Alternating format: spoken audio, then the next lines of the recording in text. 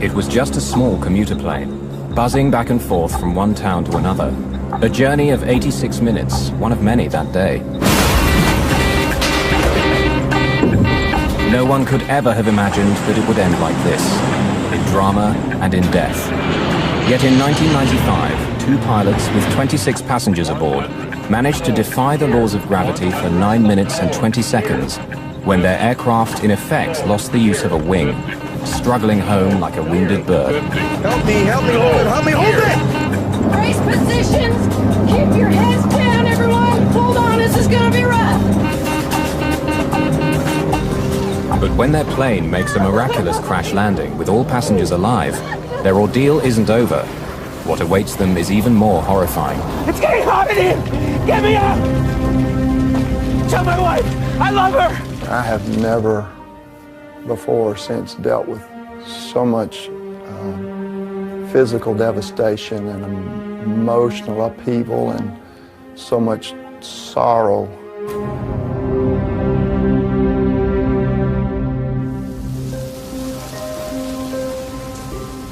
Flying isn't always glamorous. Regional airlines are like the buses of the air, trundling back and forth from one small city to another. Crews operate several flights a day, working for up to 15 hours. They face interminable ground delays and often surly passengers. If a flight gets cancelled, they don't get paid, but they enjoy their work. Atlanta Airport in Georgia has become one of the busiest in the world. It's the home of a very successful regional airline, Atlantic Southeast. ASA serves every town and city of the southeastern United States with a fleet of 83 turboprops. In 1995, most of them were Brasilias built by the Brazilian firm Embraer. The Brasilia is a high-performance aircraft with state-of-the-art avionics and a top speed of 378 miles per hour. Today, after 18,000 successful flights, this Brasilia will take off for the last time. Takeoff check, below the line. I've got your lights. Captain Ed Ganaway and First Officer Matt Warmerdam have just flown in from Macon, Georgia. Turn the lights on. Going through the departure checklist, they're now ready for their second flight of the day, Flight ASA 529 to Gulfport, Mississippi. Hi. Hi there. Flight attendant Robin Feck has been with ASA for just over 2 years. Hi there. Her cabin is a cramped space, only 31 feet long. Most of her 26 passengers are seasoned business travelers, ranging in age from 18 to 69. Among them are 6 engineers, 2 deputy sheriffs, a minister, 2 Air Force personnel, and even an aspiring flight attendant. For them, the short trip to Gulfport, Mississippi is a routine journey. But they're half an hour late on their schedule already. Okay, power's set.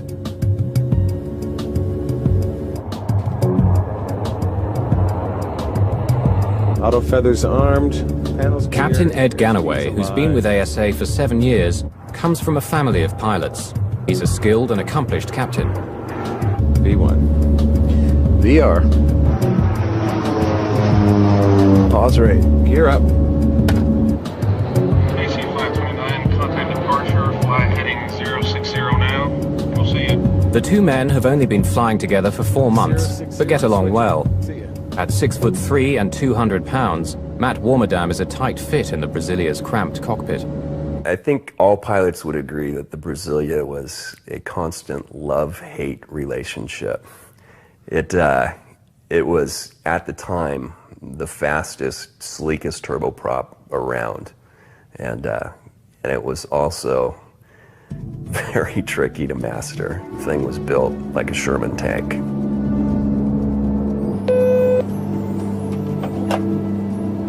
Hey, Robin?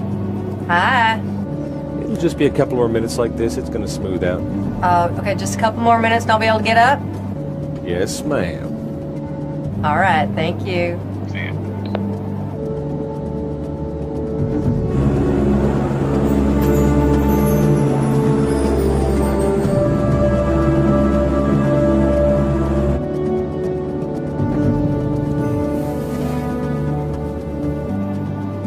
David McCorkill is a frequent flyer and works in the software business.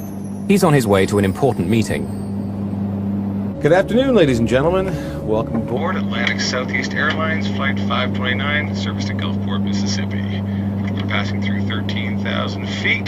The captain has turned off the fasten seatbelt signs. However, if you are in your seats, we suggest that you do so with your seatbelt loosely around your waist, just in case we encounter any turbulence en route. Chuck Pfisterer, a nervous flyer, works for a paper company and is on his way to visit a new mill. AC 529, climb and maintain flight level 200. 200 AC 529. 20. The Brasilia, on autopilot, is climbing towards its cruising altitude of 24,000 feet. 24. 24. But the plane will never make it to this altitude. Autopilot, engine control, oil. The sound of that Autopilot, was engine tremendous. It was as if someone had taken a baseball bat and hit an aluminum garbage can as hard as they could. It was just a gigantic crashing sound, and the airplane immediately lurched to the left. I heard a loud bang, and that's what, just shot me awake.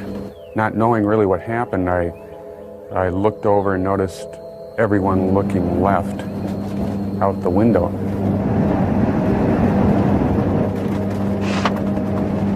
What I saw was very alarming. The outer skin of the engine had been ripped off, or as I determined later, had peeled back because of some force.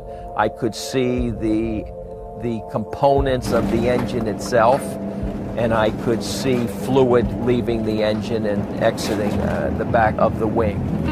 Autopilot, engine Warning lights and chimes go off, signaling trouble in the left engine. The autopilot trips off as a result, and Ganaway takes control of the plane. Autopilot, engine control, oil. The plane is falling 5,500 feet a minute, the equivalent of over 90 feet every second. Oil from the destroyed engine is seeping into the air conditioning pack, bringing smoke into the cabin. Autopilot, engine control, oil. Back off. Autopilot, We've got the left engine out. oil. Left power lever. Autopilot, Flight idle. oil. Unaware that the left engine is destroyed, the pilot tries to adjust its propeller to improve the plane's lift. Oil. Left condition lever. Autopilot. Left condition lever. Feather. Warmadam attempts to feather the propeller, which means changing the angle of the blades in order to minimize air resistance. Autopilot. The warning light indicates fire in the left engine. Left condition lever. Fuel shut off. No matter what Ganaway does, the plane is still pulling violently to the left. He struggles to counteract it by pushing hard to the right, using both rudder and control column. I need some help here. Autopilot, I need some help on this. oil. The force of the crippled wing pulling to the left is relentless. Without the efforts of the pilots to keep the plane stable, it would roll into a spin and spiral down into the ground, killing everyone on board. The engine has turned into a mass of misshapen, twisted metal, fatally weakening the wing's aerodynamic capabilities and dragging it down. The plane wants to keep turning left. The pilots must push hard right on the rudder to the limit to keep them flying straight. Engine. Captain Ganaway is confused. Feathering the propeller has not reduced the drag. He's so preoccupied with handling the emergency, he hasn't looked over his shoulder at the damaged engine yet. Oil. You said it's feathered? Autopilot, engine. It's feathered. Oil. The hell is wrong with this thing? Engine. I don't know. Oil. For now, the pilots are focused on the plane's vital statistics: heading, altitude, speed, and the power setting of its one good engine.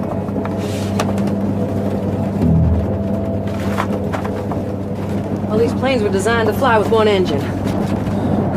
The airplane is capable of flying on one engine. However, in the case of 529, not only do you have an engine that has malfunctioned and stopped running, but now it is broken from its normal mounted position and canted, which creates a very increased or dramatic aerodynamic effect on the airplane. Let's close these. Oh, sir, you don't need to be looking at that. My reaction was, the hell with you. If I want to look out the window, I'm going to look out the window because these are the last moments of my life. Whoa! It's all right. That's just what turbulence feels like with one engine. Are we gonna make it? Oh, sir, of course we're gonna make it. How can the plane fly like that? Well, these planes were designed to fly with only one engine. We're not gonna make it. What was important wasn't the conversation between the two of us. I think that it was what was in our eyes. I think that she knew that I knew that this was a huge problem and that it probably wasn't going to be something that was going to end without tragedy. Autopilot. The pilots have managed to slow the plane's catastrophic rate of descent, but not halt it. In fact, the airspeed has actually increased to 224 miles per hour. Captain Ganaway is puzzled. He's flown a Brasilia on one engine before and landed it without difficulty. This plane has something very wrong. Atlanta Center. AC-529 declaring an emergency. We've had an engine failure. We're out of 14-2 at this time. AC-529, roger. Left turn direct Atlanta. Flight 529, now flying over Alabama, makes a left turn back towards Atlanta. But the airport is almost 58 miles away. Will they make it? The plane has begun to descend again and at breakneck speed. Warmerdam cancels the master caution warning, finally silencing the plane's alarms. Captain Ganaway experiments with his controls, trying everything. Suddenly, the nose of the Brasilia lifts up, and the plane's speed slows to 186 miles per hour. AC-529, say altitude descending to? Right of 11,600 at this time. AC-529. All right, it's getting more controllable here. The engine. Let's watch our speed. For the first time since the crisis began, the pilots can now turn their attention to the passengers. Trim completely here. I'm gonna tell Rob what's going on. Hi. Okay, we had an engine failure, Robin. We declared an emergency. We're diverting back to Atlanta. Go ahead and brief the passengers. This will be an emergency landing back in. All right, thank you. Feck hasn't told the pilots what she's seen of the destroyed engine. She assumes they already know. AC-529, can you level off or do you need to keep descending? The plane is descending again at about 3,000 feet a minute. Ganaway suddenly realizes they won't make it to Atlanta. We're gonna need to keep descending. We need an airport quick. Okay, we're gonna need to keep Descending. We need an airport quick. roll the trucks and everything out for us. AC-529, West Georgia. The regional airport is at your 10 o'clock position and about 10 miles away. But the air traffic controller, too preoccupied with handling the crisis aboard Flight 529, fails to notify emergency services. Flight 529 makes another wide left turn that brings it on course to land at West Georgia Regional Airport. Let's get out the engine failure checklist, please. Engine failure in flight. But they don't get a chance to diagnose their problem. AC-529, say heading. Turning to about 310 right now. AC-529, roger. You need to be on a 030 for West Georgia Regional, sir. Roger. We'll probably turn right. We're having difficulty controlling right now. You see brace positions? Brace position. Good. Good. Ma'am, do you accept responsibility for opening the door when the plane stopped? No, okay.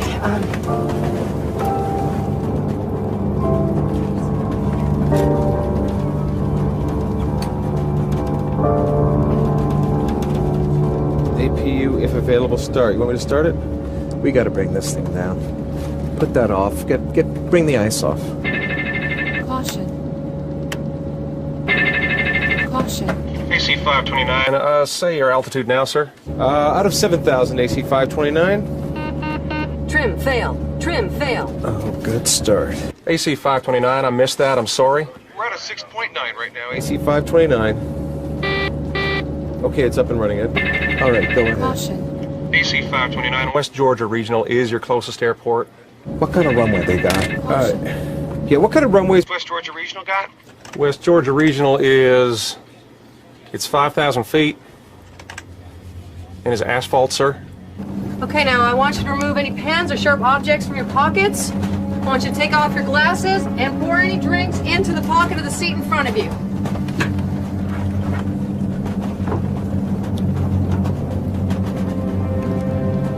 we had to put the drinks in our pocket in front of us. I think that shook a few of us. And I kind of noticed it wasn't going too well, but most folks on that flight were business folks that flew real frequent. So, you know, there was no screaming or panicking of any sort. Based on the fact that I was going to die, I dealt with it in the best way that I could, which was just to try to absorb it, accept it, and deal with it. Okay, Mom, practice. Take your seatbelt off and on, okay? That's it. Okay, if there's smoke and the door in front of us is blocked, you gotta get down on your hands and knees and crawl the back, okay? So count the rows. We gotta get out of the 5th row.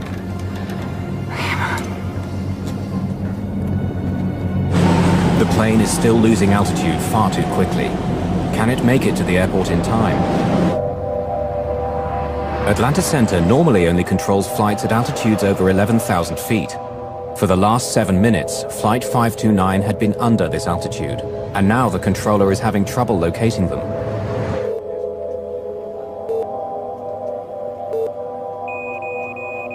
AC 529, I've lost your transponder. Say altitude. We're at a 4.5 at this time. AC 529, I've got you now, and the airport's at your... Say you're heading now, sir? We are heading 080. Roger. You need about 10 degrees left. West Georgia Regional Airport is only 8 miles away, beneath the clouds. 2 minutes flying time, but they're not sure they can keep airborne that long. I'll tell you what, let me put you on approach. He works that airport, and we'll be able to give you more information. Contact Atlanta Approach at 12.0. Atlanta Approach Air Traffic Control. It monitors planes within a much smaller airspace, including West Georgia Regional Airport. The Brasilia, now at 3,400 feet, has slowed its descent to 1,800 feet per minute, but that's still too fast. They won't make it to the airport.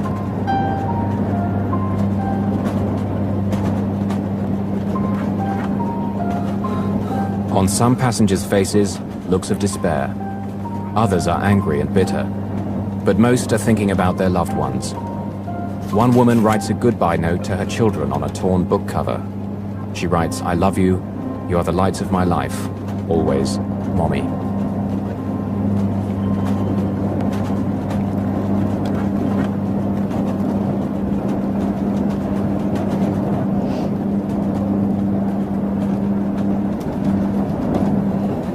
I think we should pray. 7 minutes have passed. For the first time, Captain Ganaway manages to catch a glimpse of the left engine. The engine's exploded. It's just hanging out there. This was something his instruments hadn't told him. It's no simple engine failure. The engine is just dangling off the wing. He knows he could land a Brasilia with a failed engine, but not when it's torn apart. This is something his training hasn't prepared him for. He wishes he could see through the clouds. Atlanta Approach, AC 529. AC 529, Atlanta Approach here. Yes, sir, we're with you, declaring an emergency. AC 529, roger. Expect localizer runway 34 approach. And could you fly heading 180?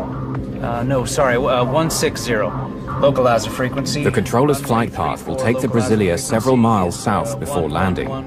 Ganaway knows he doesn't have the extra minutes that this will take. We can get it in on a visual. Just give us the vectors. We'll go the visual. He asks for directions to take the plane straight in using the shortest possible route. Suddenly, they're out of the clouds, but the sight that greets them couldn't be worse. In front of them, no airport, only forest and villages. Captain Ganaway, who never stutters, does now. Single engine checklist, please. Where the hell is it?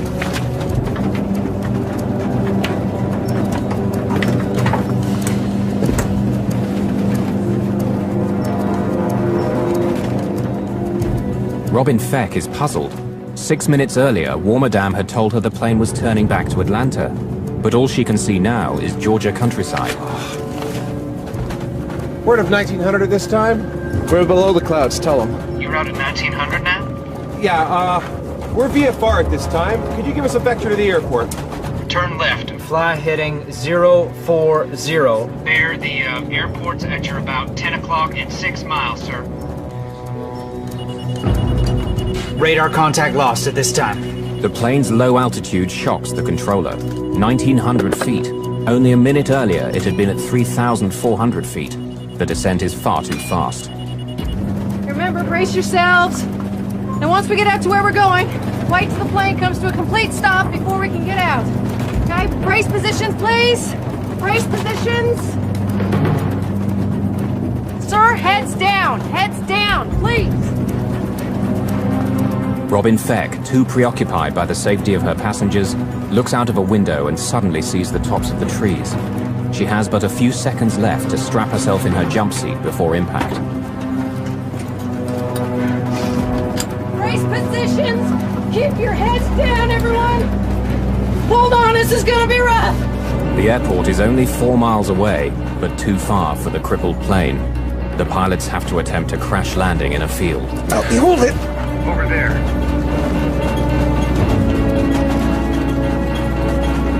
Help me hold it, help me hold it.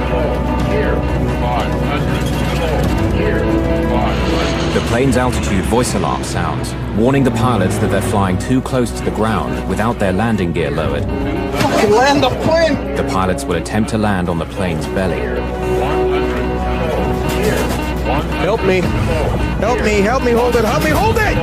Here, 100. Amy, I love you. These are the last words on the cockpit voice recorder. The plane is flying at 138 miles per hour and only seconds away from impact. 50. Here, 40. Here, 30. Here, 20. Here.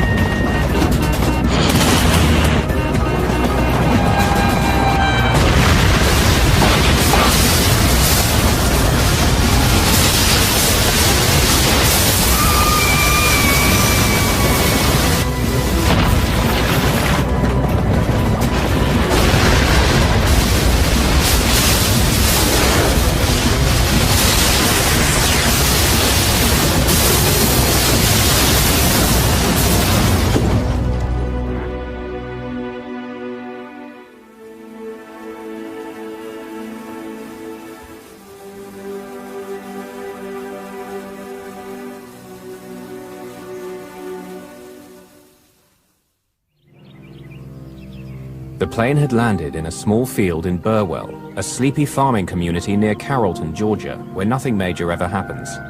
Many neighbors witnessed the plane coming down.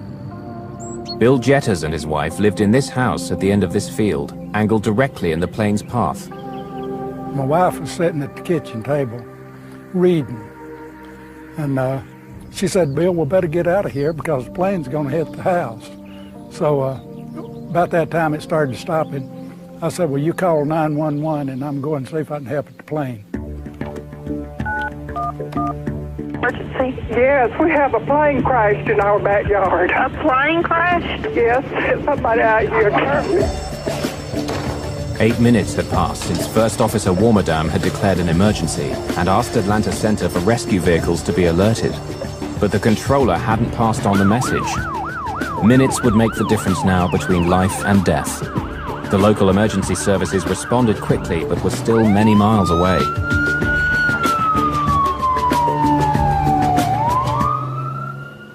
For almost a minute after impact, there's an eerie silence. The plane fuselage is broken in two. Could anyone survive?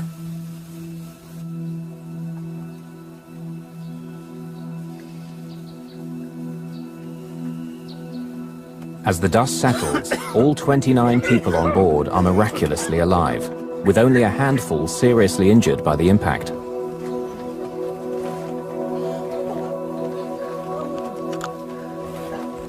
It was an amazing situation only because I just couldn't even believe that I was alive at that point, and I couldn't believe that I was looking at something that was real. But a new disaster is gathering. Fuel from the shattered wing tanks is pouring onto the ground. The last thing I remember is the sound of hitting the trees, and then I honestly don't recall impact. Captain Ed Ganaway has been knocked unconscious by a blow to the head during the impacts. When First Officer Matt Warmerdam regains consciousness, he realizes they're stuck. The cockpit door is jammed, and smoke is slowly seeping in. He reaches for the emergency crash axe. The cockpit window is the only way out. The next immediate thought I had was, now we're going to blow up. So get out of there. It was burning, you know, right in the opening. You know, so I just jumped over. And I headed towards the opening, and I walked out of the aircraft, and I walked away from it. The sparks ignite the fuel vapors, creating a blazing fire. Within seconds, the fire spreads to the fuselage. In the rear section of the plane, the passengers are now trapped by flames burning at 1800 degrees centigrade. They can hear screams from the field outside, where some passengers are already suffering from terrible burns. To escape, they too have to run through the fire, not fall in it, hoping for the best. I turned back and I looked at the aircraft, and what I saw was that the opening that I had come through was basically fully engulfed in flames, and that the people that were exiting the aircraft were all on fire.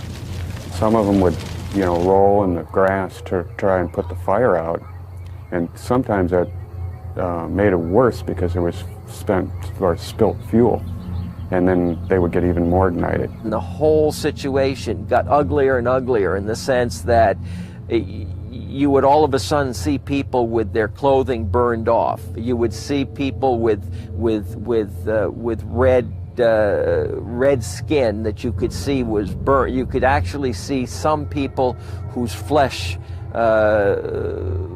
was like dropping off of their bodies or their faces. It was just a horrible situation that was taking place, and it was getting worse and worse.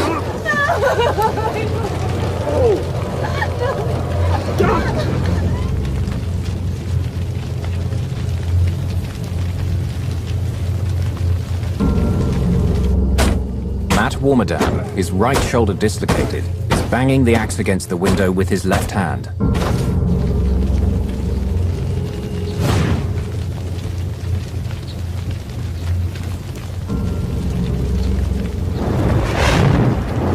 Person's clothes were on fire, and she was on the ground. I think it was a woman. She was on the ground, and Robin said to me, she says, take off your shirt, take off your pants, try to beat the flames out.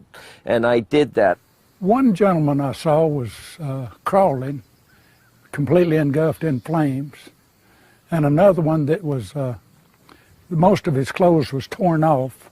Now, whether they got torn off in the crash or he tore them off himself, I don't know. I helped him away from the airplane and brought him up towards my brother-in-law's house. And all he had on was his shorts, and his skin was, excuse me.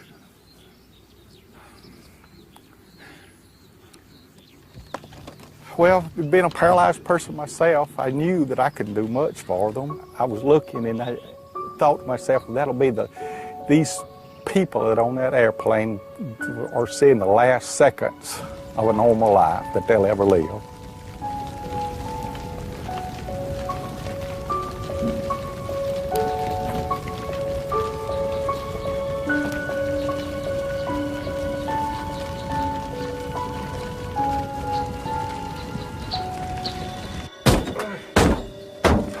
Aircraft glass is much thicker than what you would see on like an automobile windshield. It's several different composite layers that have been temperature treated together to make it a very, very tough surface. And with each swing of the crash axe, I was only able to chip away a small piece of glass. I need some help! I really did feel kind of alone there. I'm looking around left and right, and there's no other fools that close, you know, at that second. But even though passenger David McCorkle believes that the plane might blow up at any second, he goes to Matt Warmerdam's rescue. Can you help me? I haven't got enough room inside to swing it. Where should I hit? In here. Hang on a second, hang on, I gotta get some air. The oxygen cylinder in the closet behind the co-pilot's seat punctures. It'll make the cockpit fire much worse. Okay. Go ahead. Okay.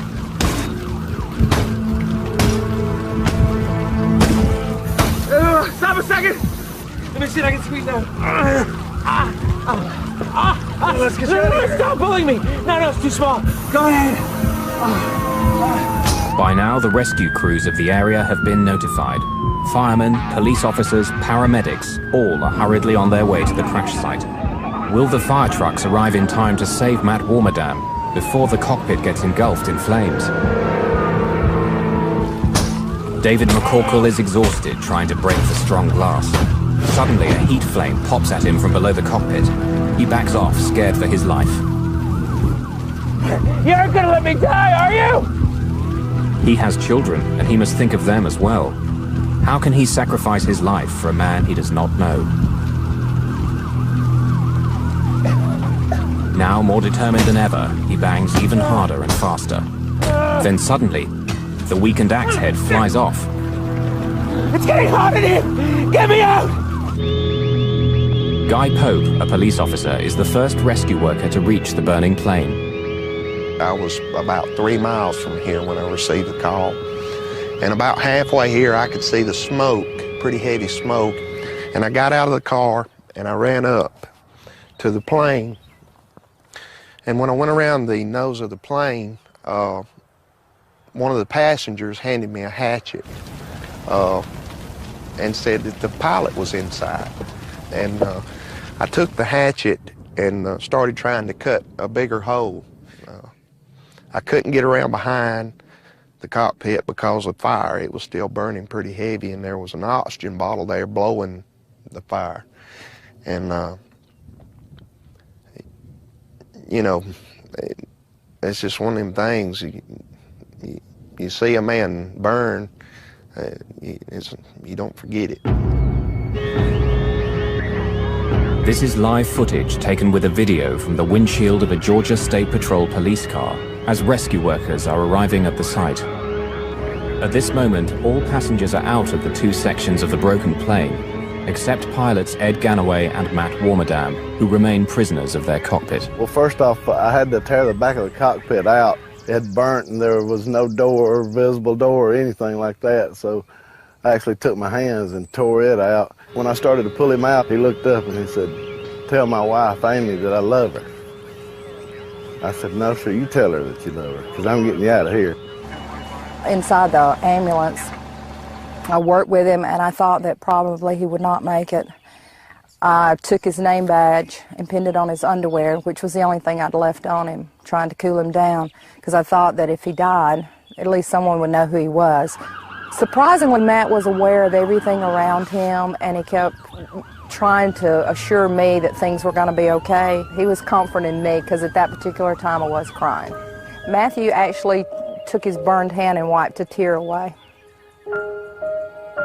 They found Captain Ganaway dead in the cockpit. He had struck his head on impact and never regained consciousness. He died of burns and smoke inhalation. The crash survivors, some with broken bones and others with burns ranging from minor to 92%, are rushed to various hospitals in Georgia. 13 passengers were brought to Tanner Hospital in Carrollton, 15 minutes away, where Code Black was immediately applied, meaning everybody helps. Dr. Bobby Mitchell, after working a night shift, was awakened. He was responsible for treating 4 survivors, including flight attendant Robin Feck. When I got to the hospital, some of the people that had survived the plane crash were already here. The smell was initially just a wave of jet fuel that just hit you as the door opened, and then that was mixed with just a pungent, horrible odor of burned flesh. Miss Feck, she had a cut on her scalp and a couple of broken bones, like a collarbone and an arm, and she was in a great deal of pain herself, although she didn't particularly want me to be dealing with her. She said, "You get back with them," and the orthopedist soon took over her care. She was clearly still trying to care for her passengers.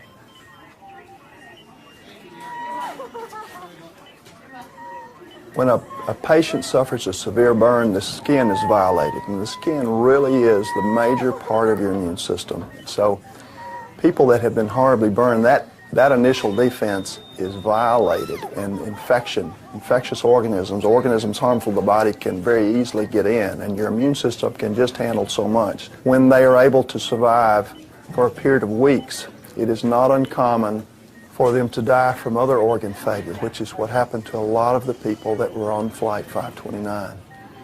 I have never before or since dealt with so much physical devastation and emotional upheaval and so much sorrow and horror and sadness in one place at one time than we did on that day in this little small town hospital. After a long day treating the horribly burned passengers and witnessing the courage of some of them, Dr. Mitchell was asked to assist the autopsy on Captain Ed Ganaway. I looked down at him and kind of put my hand over on, I told everybody, I hope wherever his spirit is that he knows what a good job he did, and I just said, you know, you're the hero. I hope you know it, Captain Ganaway.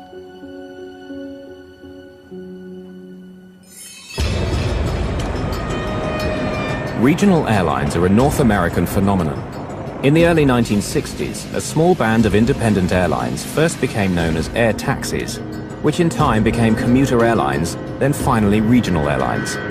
In 1978, the US deregulated the airlines, and as the small and mid-sized cities became the economic engine of the country, regional airlines prospered as never before. The National Transportation Safety Board in the United States is responsible for investigating air disasters. Its GO team is on duty 24 hours a day to fly to the scene of any major crash. The NTSB will have several subgroups working at the same time, each examining a particular part of the plane. Gordon Jim Hookey, an aerospace engineer, was in charge of the propeller maintenance group. We went out to the crash site, and in the usual fashion, you just kind of look around and get a feel for where all the pieces are. We came along the propeller assembly that was missing. Looking down through the dirt, we could see the telltale marks, the beach marks along the fracture surface that indicated it might have been a fatigue fracture. During the last 10 minutes of Flight 529, no one on board the plane suspected that the engine failure had been caused by a propeller blade fracture. Hookey had good reason to be concerned by the broken propeller blade. He'd seen it all before. 4 years earlier, another ASA Brasilia had nosedived and crashed in woods in Georgia, killing all 23 people aboard, including former US Senator John Tower of Texas and Space Shuttle astronaut Manly Sonny Carter. The NTSB's investigation of that incident had found the crash had been caused by a badly designed propeller control unit, and they blamed the manufacturer, Hamilton Standard. Then in March 1994, just 17 months before ASA 529, on 2 separate commercial flights, identical propeller blades broke from metal fatigue over Canada and over Brazil. In both cases, the aircraft involved managed to land safely. These accidents pointed to serious problems in Hamilton Standard propellers and became a major crisis for the company. Airlines were ordered by the government to carry out an inspection of all the 15,000 propeller blades in service. Investigators found that the broken propeller had been declared suspect and sent back to Hamilton Standard for inspection. When the ASA mechanics took the blade off the hub, as soon as they turned it over, we marked down the serial number. So when we went back to do the records, we could immediately go to that particular blade. Investigator Jim Hookey took the broken blade stub to Atlanta Airport. From there, it was sent to the NTSB laboratory in Washington. By next morning, blade number 861398 was being examined under a scanning microscope. Investigators found telltale deposits of chlorine, a corrosive substance known to eat into the inner walls of the propeller blade. So then the question becomes, where did the chlorine come from? In 2 of the previous propeller failures, the problem had also been traced to corrosion caused by chlorine in the inner wall of the blade. Flight 529's blade had also snapped off 13.2 inches from the hub, very similar to the 2 previous blade failures. Under the microscope, NTSB scientists saw that 2 cracks along the inner wall of the blade had joined to form a single fissure. This had grown and grown until it circled the blade, at which point it snapped under the stress of normal operation. But the NTSB scientists noted something else. On the inner surface, extending about 1.5 inches from the fracture, there was a series of sanding marks. Hookey set off to Hamilton Standard, intent on getting the maintenance records for the propellers. What had been done to the blade when it had been recalled? At the factory, Hookey examined the blade's repair reports. He noted the initials of the technician who did the work, CSB, Christopher Scott Bender. He was a young technician who worked at a Hamilton Standard propeller repair facility. Christopher Bender had watched the news of the accident on television, little realizing how he was involved in the accident. I saw the Hamilton Standard prop on it, and I was like, I hope this is not a prop failure. It was just kind of the back of my mind, and in that morning they were like, you know, the NTSB is down there, FAA is investigating, and they've called in some of our engineers to go also down there, and it might be a prop failure. And as soon as I heard that, my heart just sank. I was like, you know, I think I might have even cried a little bit because I was just, you know, just emotionally overwhelmed that, you know, something I had put my hands on, a procedure that somebody trusted me to do failed, and because of that somebody had died. After discovering the technician who had last worked on the propeller blade that caused the crash of ASA 529, the NTSB now had to find out how the blade had passed inspection. Propeller blades are hollow. Inside, weights are inserted to balance the prop. They're kept in place by a cork soaked in chlorine. It was the chlorine that had caused the corrosion in the previous accidents. However, on this blade, Bender had been unable to detect any evidence of corrosion. He then did what he'd been told to do: polish the inside of the blade. The draft accident report we present to you today involves Atlantic Southeast Airlines Flight 529. The NTSB found that by polishing the blade, Hamilton Standard had unwittingly removed all traces of the crack, and a later, more thorough ultrasound examination couldn't detect it. The NTSB asked for more accountability for management at Hamilton Standard. And so the final report read, the fracture was caused by a fatigue crack from multiple corrosion pits that were not discovered by Hamilton Standard because of inadequate and ineffective corporate inspection and repair techniques, training, documentation, and communications. Some final questions still needed to be answered. Why had the broken propeller blade destroyed the engine? In previous incidents, the entire propeller had fallen away harmlessly. But on Flight 529, blade loss unbalanced the propeller and led to uncontrollable high-speed shaking as the engine shuddered in its mountings. This was the ominous hammering sound heard by the passengers. It literally ripped the engine open and left the useless propeller jammed against the wing. The flight crew weren't handling the engine failure as a true engine failure in that some mechanical malfunction occurred and the engine stopped running. They didn't know that the engine actually had vibrated significantly and broken from its mount and actually canted or twisted on the wing. The NTSB found that the rescue services might have arrived more quickly if controllers had heeded Matt Warmerdam's request for help on the ground, given by radio 6.5 minutes before the crash. Another key NTSB recommendation was to replace the flimsy crash axe that had failed in Warmerdam's rescue with a sturdier model. Investigators praised the crew of Flight 529 for the way they dealt with the crisis, calling their reactions reasonable and appropriate. But the board could offer little advice on the one thing that had caused all these deaths: fire. The conundrum is, how do you make a fuel burn in an engine but not ignite when it's spilled? One way to reduce the severity of post-crash fires is by utilizing less flammable fuel. In 1984, the Federal Aviation Administration and NASA decided to test a new, safer fuel by staging an accident using a remote-controlled plane. Unfortunately, it was not a conspicuous success.